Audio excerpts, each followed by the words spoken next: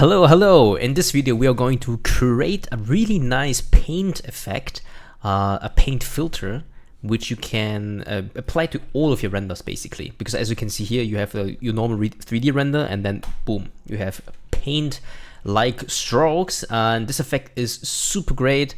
And it only consists of 6 nodes, and I'm going to explain to you how to create it and what parameters and attributes you need to change in order to achieve what. It's going to be nice. So I'm going to disable my original paint filter. And the first thing we need to do is go to filter and or here filter and then kuwahara. This node is probably like 90. Okay, maybe not 90, but 80% of the whole thing, honestly. But we're gonna change the mode from classic into anisotropic, and you can see it will already have like some sort of stylized paintery more look. But we can go a little bit further than this. So I'm gonna change this into 5. It's not that super important. The sharpness is really important. We want this to be 1. Because because as you can see, the higher the sharpening, the more paintery brush, I would say it looks. Because if you go to 0, it's like the soft CG thing, right? And then yeah, stylized. This one, I don't even know how to say it, or whatever. You can keep a little bit more details if it's on 1, so you have way more finer brush strokes, let's say. And if this is on 0, then everything is more too much dot-like, I would say. So I would just go for something middle, 0.8. I think that's really nice. Then the most important one is the size. If you keep this number super low, then you will basically have your original render. And if you keep this big, higher, so basically bigger brush strokes, then you will have more paintery look. But obviously, if it's too high, it's not gonna look good because you're gonna lose all details. So I think something about 8 is optimal, at least for my case, because you can still see details, but it is more obvious that it's paint brushes. Then the next effect we're gonna use is the sharpening.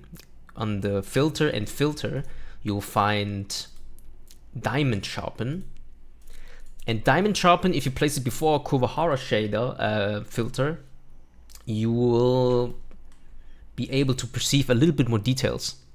Because you can see if it's no diamond sharpening, it's let's say super flat, super more big shapes, let's say.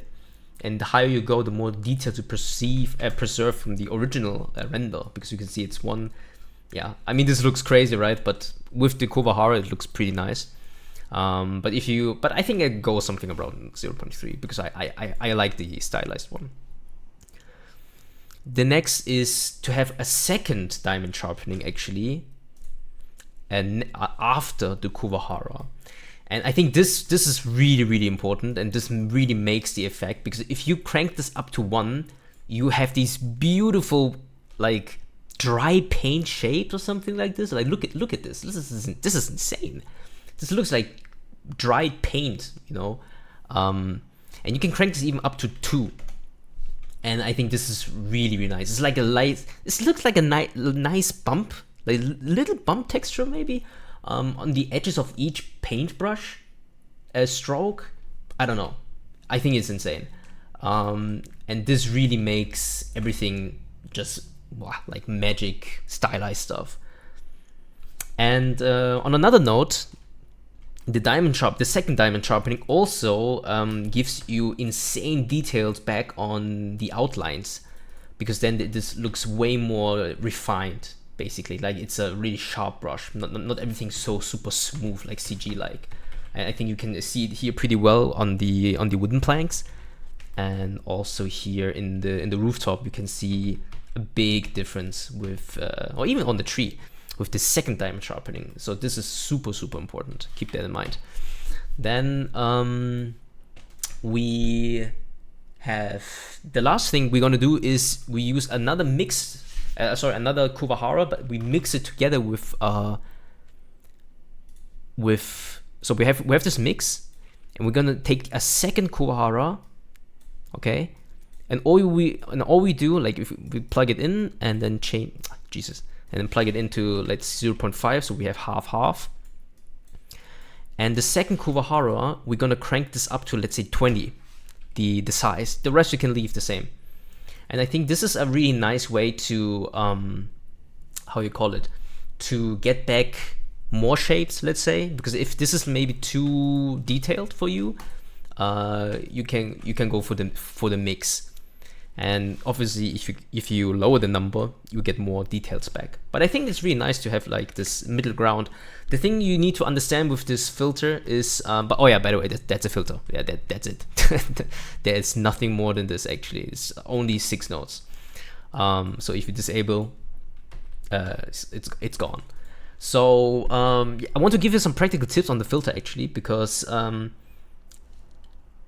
if you zoom in on the picture, then you have insane details, right? So you probably want to have like more details or something, but you need to understand, like if I crank this maybe to 12, you can see like more like individual brush strokes. But don't forget that you are viewing your picture in the end on the big screen, you know, on a big side, and maybe even on the phone or something. So I think if you crank this number up to 20 again, I think the paint effect is just a little bit more stronger. And I recommend you guys to use a little bit more than you would think. Or if you're not sure, use more. Because otherwise, I think if it's too far away, I think it's kind of hard to tell if there's a filter on it, you know. But yeah, this is just my personal preference. On another note, it's also resolution dependent, because if you render out in 4K, for example, then you will have more details in the final render than in the viewport, unless you have a 4K monitor. So keep that in mind actually. And also your denoising. That's actually pretty interesting, because if you disable denoising, you can see this actually affects the filter, obviously, and you get just vastly different shapes. It's also pretty interesting, honestly, but I think I will prefer with the denoising, because it's also a bit more practical in my opinion. And don't forget, in the end you need to render it out as well, right? And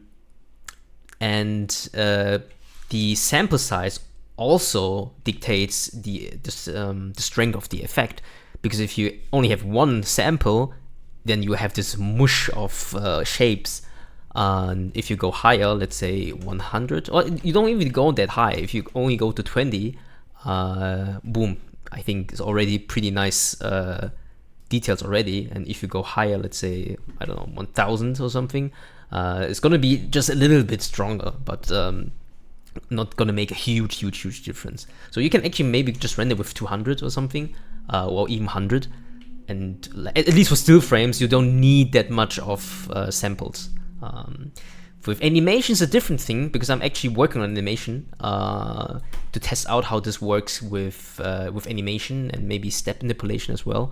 I think it's going well. It's just there's a lot of noise, and this is already sampled with 1000 samples. And if I go to 2000 or 1500, maybe then this is maybe not noticeable, but whatever. Oh, actually, I forgot to mention, you can, between the first sharpening and the kuwahara, you can actually place a glare node.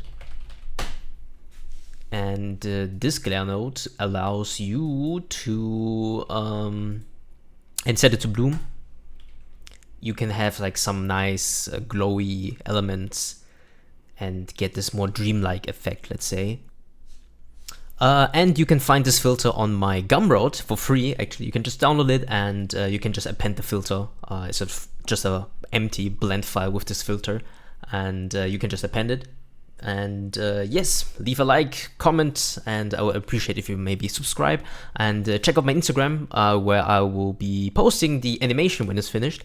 And all my other work is on Instagram. So if you want to check it out, appreciate it. All right, have a nice day. Bye bye.